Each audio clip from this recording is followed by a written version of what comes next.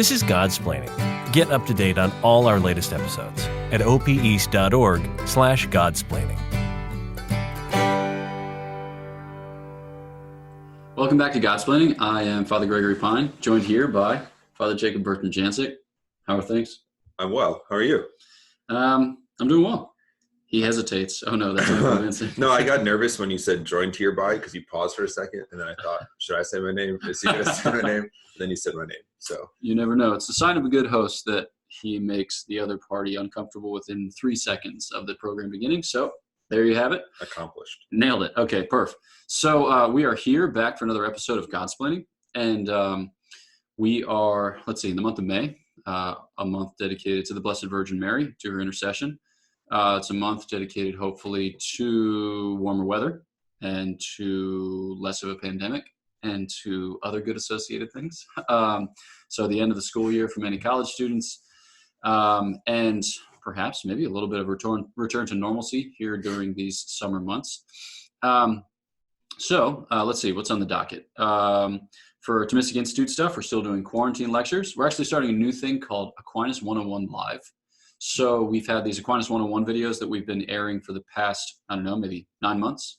And now we're going to do like Aquinas 101 Live, where you'll have a couple of videos, as it were, that have come out in the past, and then you'll have an opportunity to kind of go deeper with the speaker on those videos. So the speaker will give like a little 20-minute presentation about some overarching theme, and then have extended time for questions for those who are enrolled in the course or not necessarily enrolled in the course. So I'm going to give the first one on Thursday next. So this would be Thursday, May 21st, which is the anniversary of my ordination. So Wednesday's the day before. It's the 20th. Yeah, Wednesday's the 20th. Okay, dig. But okay. Father Gregory was ordained a year before me, so still earlier. There you have it. It was actually one day. Never mind. Okay, here we go. So yeah, we're going to do that on May 21st, which should be good. And I'm going to speak about some of the first few videos in the series. So St. Thomas, Saint and Scholar, which is just kind of background on St. Thomas. And then like what he wrote, how you kind of come to appreciate the Summa, and how to read an article of the Summa. So it'll be a basic introduction into how to dive into St. Thomas, who can, at first blush, be a little bit intimidating. So that's something new, TI. Other things, house things, vocation office things? Vocation office, we're at the point here in the year, we're kind of in a lull, just getting into summer. We don't do a ton during the summer. Student brothers are gone. People are like at the beach. I'm not at the beach, but other people are. So we're kind of like at the end of our calendar year, but gearing up for the fall. Looking, hopefully COVID won't be destroying all of our plans like they have for the last 60 years. But looking forward to the fall vocation weekends, fall events. So that'll come quickly enough. But summer's kind of a time for us to recenter, refocus. So we're doing that. Yep. Some little projects kind of on the horizon. So kind of standard things. That's it. Totes. Yeah. All right. Well, let's get to it and dive into our topic for today. We're going to talk about Christianity and freedom. So in the world around us, or as they dramatically say at the beginning of most movie trailers, in a world, ... and then they fill in some other thing that's the necessary backstory to some catastrophic event, which here was to solve. We should pay for someone to say that for you next time. Yeah, exactly. Yeah, sign them up. We'll pay you $0.00. No, we'll double your pay. Okay, just kidding. So in a world where people have a great desire for, a great hunger and thirst for liberty, it's important to kind of get freedom right. So yeah, maybe we can talk just a little bit about what the prevailing or the kind of modern concept is of what it means to be free. So what's on offer? Like when people talk about wanting to be free, what do they typically have in mind? I think when we think about it, there's kind of a I don't know, I was going to say double-edged sword. I don't know if that's the right metaphor or image, but we're going to stick with that. So that way I'm not kind of thinking about it like I am now. So we're just going to move on. When we think about freedom, and one is from the sort of external kind of realities that impinge on us, and the other is, I think, has to do with kind of our internal reactions or approach to things. So when I think of the external, I often think of like the pro-abortion kind of movement, like my body, my choice, that the idea that nothing ought to impinge my freedom from the outside, that I am an autonomous individual who ought to be able to make decisions, make choices about whatever I want, whether it's something, more grave, like, sort of abortion, or even just like choosing food, where I want to live, how I want to structure my day, what I want to put into my body, who I want to hang out with, all these things that nobody, at some point, we kind of become adults. We're no longer children, and like we don't need parents or people or like the sort of white patriarchy telling us what to do, whatever that may represent from the outside. The other is then kind of the internal, I think, approach or reaction to these things of, well, how am I able to make decisions? What in me is freeing me or keeping me kind of bound to sort of limits that would impinge on my freedom? What are kind of the internal glass ceilings? So perhaps these are less obvious, but even just our like physical abilities, emotional abilities, these we can think of kind of the kind of stupid cliche of like when we end a relationship, it's not you, it's me. It's like that's always a lie. You usually text it, that's always a lie. You're always really saying it's the other person. But there is a reality, I think, to that when we're thinking about kind of freedom of like, what are we then able to do? So we have this external of what limits us, and the internal of what am I limited by within myself. But all of that, when we're thinking about freedom, all of those things are always negative things. They always seem to be negative things, because the idea, sort of the modern contemporary notion of freedom, is that one is truly free when one is unencumbered by whether external or internal things, and when one has a billion choices to choose between, that there's no restriction on anything. So the ultimate freedom would be if you were kind of in like your mind palace or in a room or whatever, then you had just had, with respect to, let's just take a silly example, like food or something to eat, ice cream, milkshakes, favorite food, milkshakes. You had every single possible choice of a milkshake sitting before you. And your ultimate freedom would be that you could just choose any of them that you wanted, wholly unencumbered. You don't have to drive anywhere. You don't have to pay anything. They don't have to tell you that we can't make a milkshake with almonds in it because it'll like break the blender. That happened to me and Father Gregory once. Disappointing. What was very sad? Joyce at the UDF. Yeah, Joyce ruined my day. Yeah. So all of these things, that nothing would be in your way and you'd have limitless possibilities, is this sort of idea of freedom. And I think I don't know, I'm just going to make this up, but kind of the Enlightenment idea, the autonomous individual, still kind of, is steeped within our culture. Yeah. I want to kind of get into the particulars, the way in which a lot of people experience both freedom and the lack of freedom, or liberty, or the absence thereof. So depending on one's kind of age, state in life, etc., there are different things that strike us as big ticket items. So you might think many people experience or, have debt that they need to get out from under. So say you're like applying for religious life and you have debt, or say you're, getting married to somebody and you have credit card debt, or, like educational debt or credit card debt, or whatever. You have a mortgage, and the thing costs you X amount of dollars and you're going to be paying 3X amount of dollars over the course of the next 30 years. We experience these encumbrances or burdens as crushing, as oppressive. When we think about them too long or too much, they kind of take the wind out of our sails and prove especially depressing. And so we want to, cast off the expectations attendant upon these things, or refinance or declare bankruptcy or whatever. We need to get away from it, because that often for us is an experience of something very crushing. Another way in which people often experience it is in terms of relationships. So you might have two parties in a relationship, and let's say that one of them is like, they have like greater emotional expectations of the relationship, and they're kind of like trying to constantly elicit some vulnerable response or some deep emotional sharing from the other party. The other party may kind of get like dragged along unwillingly for a while, but then come to the recognition that this is not what I want, right? And then you have the phenomenon of ghosting, or, like holding off at arm's length, just kind of bracing for impact. And it ends up being like a very stilted relationship as a result.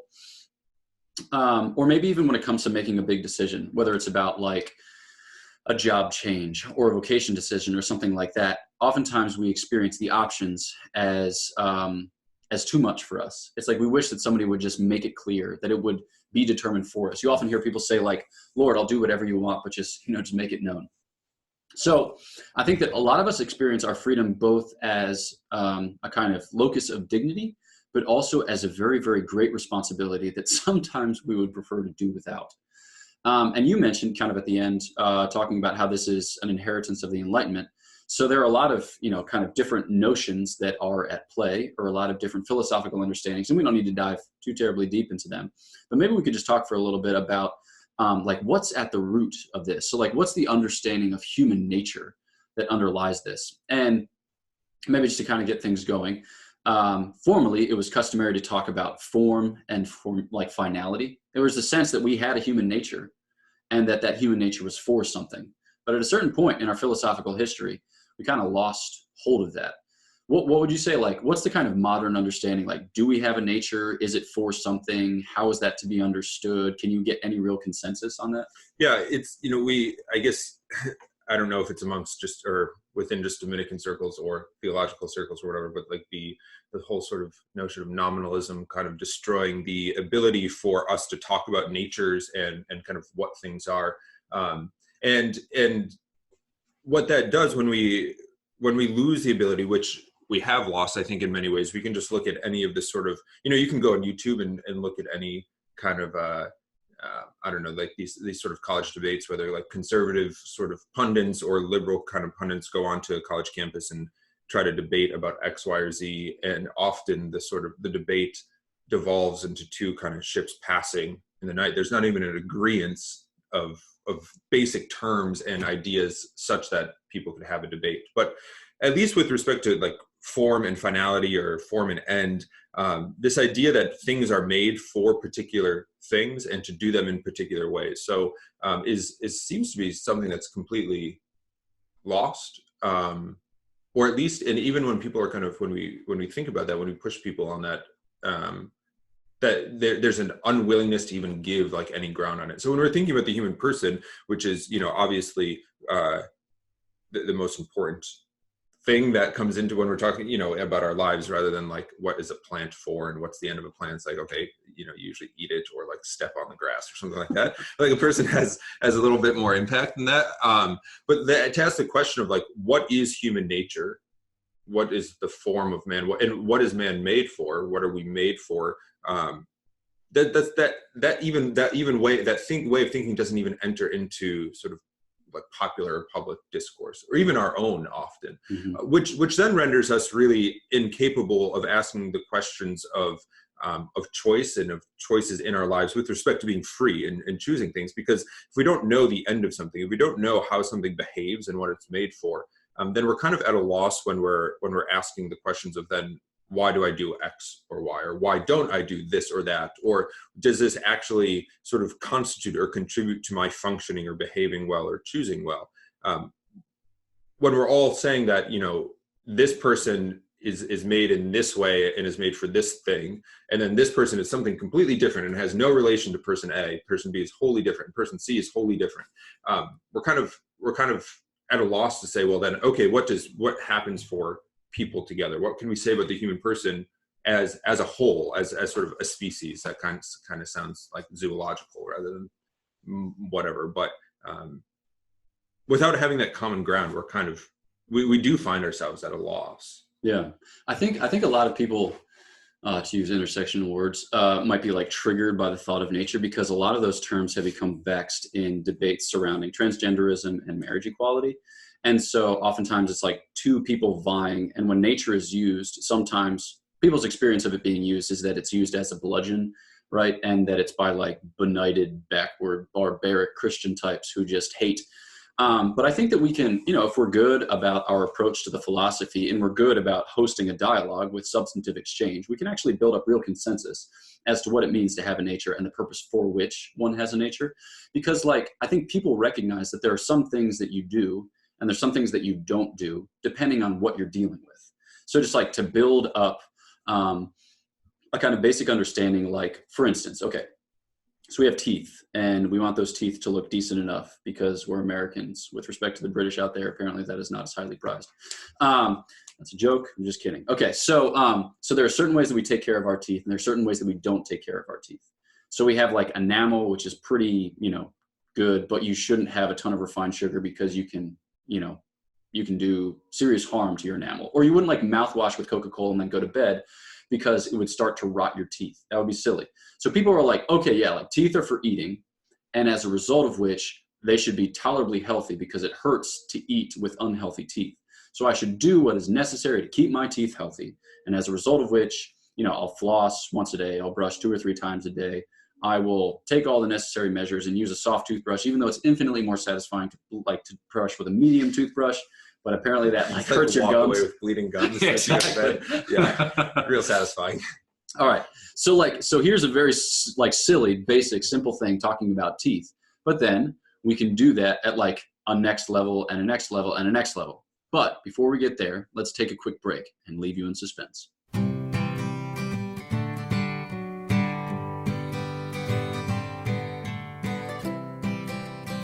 This is Godsplaining. Get up to date on all our latest episodes at opeast.org/Godsplaining.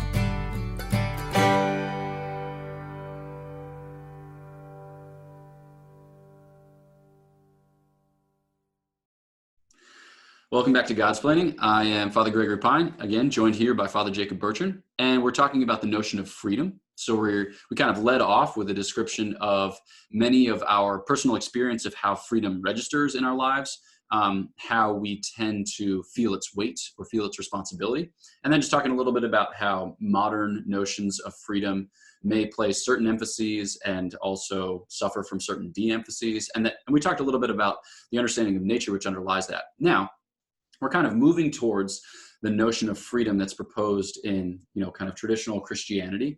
And in order to get to that vision, we're building up a picture of nature. So we just talked about a basic example of what a nature is and how one ought to treat the thing. But let's talk now about human nature. So what is it, when we talk about a human person, how do we define it? And what does it mean for a human person to act and to act well? And how does that person come to its perfection? So thoughts? Yeah, I think Father, just before the break, Father Gregory was talking about that example of the nature of teeth and what it's used for and how we treat it, and then how we don't treat our teeth, like brushing away our gums before bed. So as he was saying that, silly basic example, we can kind of move up the level of hierarchy, arriving at us. So the question of what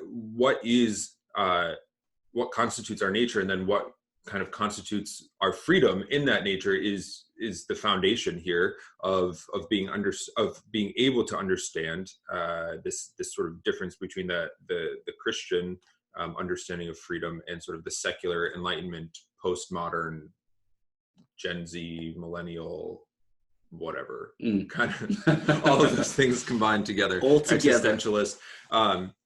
So I think that we have to make this argument, or I like to make this argument in a sort of, or at least approach it in kind of an atheological way. So because not because I'm anti-theology or that kind of thing, but because we need not use something that not everybody agrees with in order to get everybody on board. Yeah. So I think that's important. And to steal from St. Thomas Aquinas, he does this kind of brilliantly when he's getting into his moral treatise, asking questions about, what it is that, that constitutes a good act, or what motivates a good act in a person. St. Thomas doesn't go into sort of you're created in the image of God. I mean, he's done this work already, but it really comes down to the question of happiness, of what constitutes human happiness. How, we can all agree that what we do in the pursuit of the good, or in the pursuit of something that fulfills us, that makes us happy. And we need not be a Christian, we need not be a Catholic to agree with that. So this is a fundamental reality of our human nature, that our will moves towards the good, moves towards what's attractive, or at least what we perceive to be good. And in that, we can talk about our being free or not free in as far as we're able to pursue that good, and as far as we're able to pursue happiness, or the thing that makes us happy, whether that be brushing away our gums, or choosing a milkshake. The two examples that we've used so far.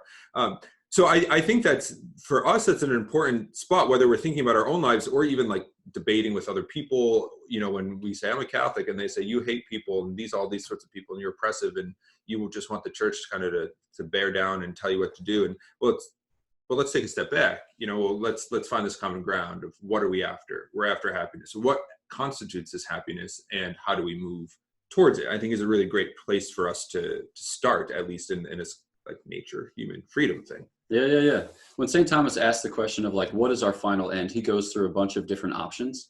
So he starts with wealth, for instance.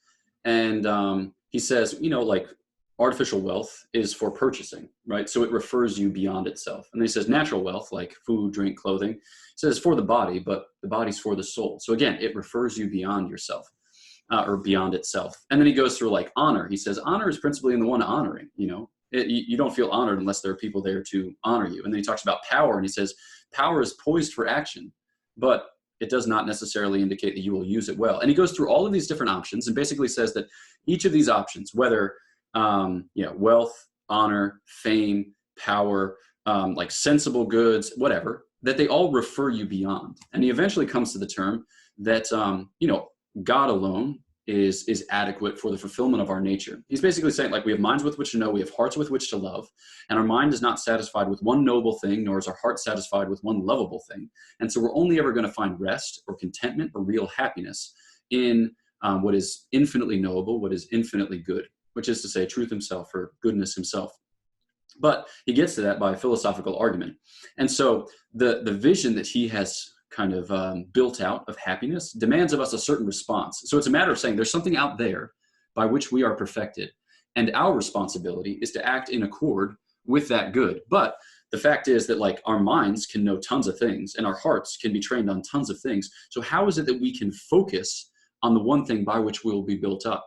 And already here we see, like, we're dealing with an understanding of freedom which is at least in tension with the modern notion of freedom. Because with the modern notion of freedom, it's I should be able to do all kinds of things. I should be able to roll up to the UDF. I should be able to look at the 134 flavors, and I should be able to, like, have a small little spoonful of each of them just so that I can say I did. But with respect to, like this now Christian notion that's forming, I need to be able to find what is best, what builds me up most perfectly, in order to respond generously to that. So here already we're talking about virtue. We're talking about a lot of different kind of involved concepts. One of the things here that's that is kind of has to be reoriented in our thinking is with respect to freedom is where does freedom sit in this? Mm-hmm. Is freedom something that's external in the sense that, like, freedom consists in having a ton of choices that are outside of me, or is freedom something that is internal in my ability to choose the thing that will make me happy? And that, I mean, perhaps I think is an important kind of shift, because we have to look at the freedom is less of a sort of thing that I kind of put myself into, right? This sort of vista of infinite possibilities, wholly unencumbered, and much more about my sort of trained ability. And Father Gregory just mentioned virtue, and kind of trained in the virtue of choosing the good thing and not being distracted by the sort of less than ideal or kind of garbage choices around. If to use again that sort of ice cream kind of example, if you have a favorite ice cream, you don't need a million choices. You just need that one choice, and you just need to know how to get that. So that's a silly example, but if we kind of move up again the hierarchy of sort of importance, when we think about happiness, of like fulfillment, we as human beings, we know that we don't need to, like, I don't know, I was trying to think of like what fulfills some like plant, like, I don't know, I'm trying to think of a stupid example, but we know that, like, as like some animals eat grass, we know that we don't need to eat grass for to be fulfilled, to be satisfied, even in kind of in like in a hunger kind of mode. So we can rule that off the table. We can rule that out. We can take that off the table. This eliminates a choice, but does that eliminate our freedom? Or does that give us greater freedom to pursue the things that do satisfy? The Christian idea here is that the person, when we understand the nature of a person, what we are, and when we understand what we're moving towards, namely the God, fulfillment in God, we could talk about this in terms of happiness or different things, that those things that do not constitute or do not contribute to the pursuit of that goodness and that happiness are not actually good things, but it's kind of distractions from the end. And our being distracted from those, from that through that kind of plethora of options, actually makes us less free, less able to pursue that kind of good that we're after. I remember from our moral theology courses, the example of a musician or an athlete, and I think is really helpful here. So like the example of like a musician, a pianist. You go to a concert to hear this guy lady play, you know, an incredible piece of music, and they've practiced for years and years and years, and they can play this music, you know, and it's the most beautiful thing you've heard. But they've started with the very basics, you know, the scales, the drills, the more simple music, playing all this, and have trained and have drilled and practiced. The free musician is not the musician who is untrained or who has sort of never kind of honed their skills or kind of eliminated their, you know, sort of bad choices of music or these sorts of things. But the person who is sort of the expert because of their ability to train and practice, and now are most free to flourish in that art of music. You can think the same thing of the athlete. So for us, when we're thinking in the Christian conception, to step away from kind of the secular notion, our freedom really lies in our ability to pursue the good unencumbered by the millions of other distracting options. Yeah, I mean, like, I think we should stick with some of these images because they're very applicable. You talk about having a variety of options and almost being paralyzed by those options. I think anyone who's ever been to a diner with a 16-page menu has felt that. And you just kind of go for your thing, you know, you go for your choice. But also to kind of play off this image here of the musician, but we can also talk about the athlete. I think a lot of us, for instance, with running, okay, so like jogging, a lot of people have it in their mind that they should do some cardio in order to be physically fit, right? Heart health, you know, weight maintenance, whatever. But a lot of people only ever experience running as drudgery. But for the great runner, he kind of gets beyond the point of drudgery and comes to discover it as something delightful. And this isn't just like a matter of brain chemistry and endorphins. It's a matter of him feeling strong. It's a matter of him feeling fit. It's a matter of him feeling, as, you know, Eric Liddell says in the movie Chariots of Fire, God's pleasure. You know, God made me for a purpose, but he also made me fast. There's a sense that like you have the growing conviction that this is the very thing for which you were made. And that as you step into that, as you kind of mature in that identity and hone the skills necessary for doing it excellently, you feel, you know, like God's pleasure in doing the thing. And I think that, like, you know, you could say a similar thing about the art of soldiery. The reason for which a soldier drills and trains isn't so that he becomes an automaton and just a blind follower of orders. It's because on the field of battle, there are various eventualities that may arise, and he will have kind of infused the reasons of his drill sergeants, of his commanders, of his generals into his very members, such that he can respond to whatever stimulus arises in a way that's spontaneous, in a way that's engaged, and in a way that makes for, you know, like him prosecuting well the discipline of war. So here, what we're talking about is not a matter of having tons of options and being paralyzed by them, but a matter of being fixed on the good so that we are empowered to pursue it well, stably, and permanently in such a way that it becomes easy, that it becomes prompt, that it becomes joyful, which is just to say that our freedom is something that only kind of arises as the result of a life lived virtuously, a life lived kind of progressing towards the goal with these steady incremental gains.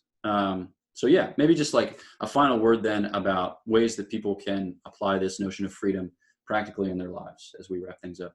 Yeah, I think often we can look at, or people who don't practice the faith can look at the faith as a sort of, as the church as kind of an oppressive reality, that it limits human freedom, that it takes away options, that it seems to want to control and to sort of tell you what to do in your bedroom and in your private life and all on your Sunday mornings and all of these things.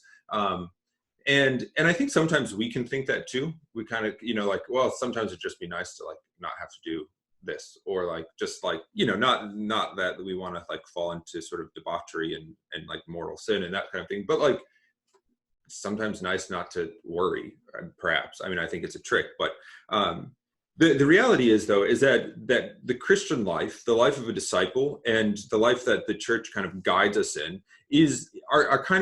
serve as the training boundaries, or like the bumpers in our pursuit of the good.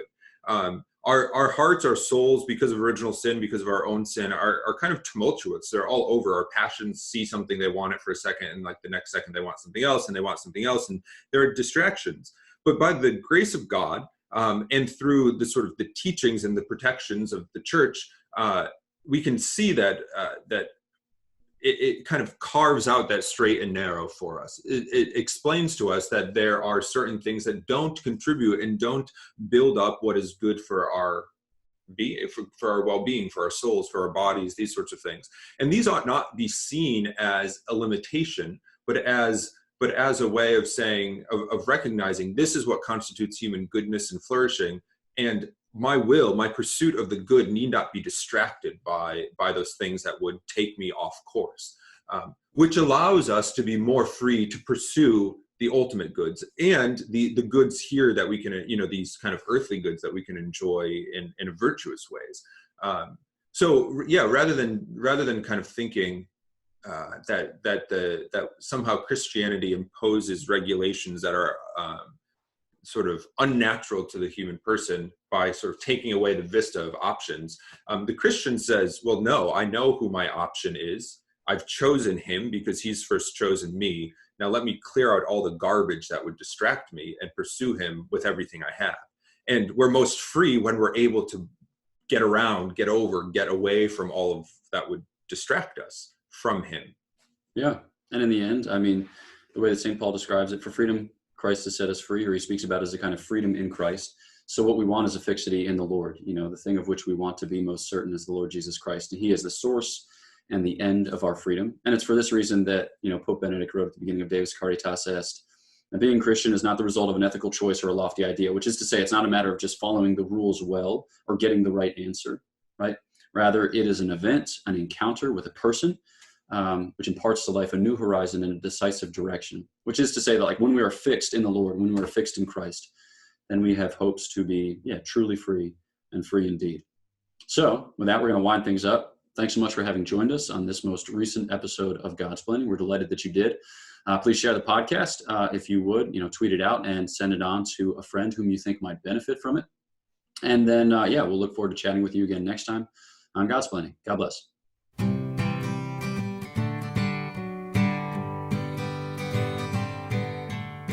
Thanks for listening to Godsplaining, a work of the Dominican Friars of the province of St. Joseph. Visit us at opeast.org.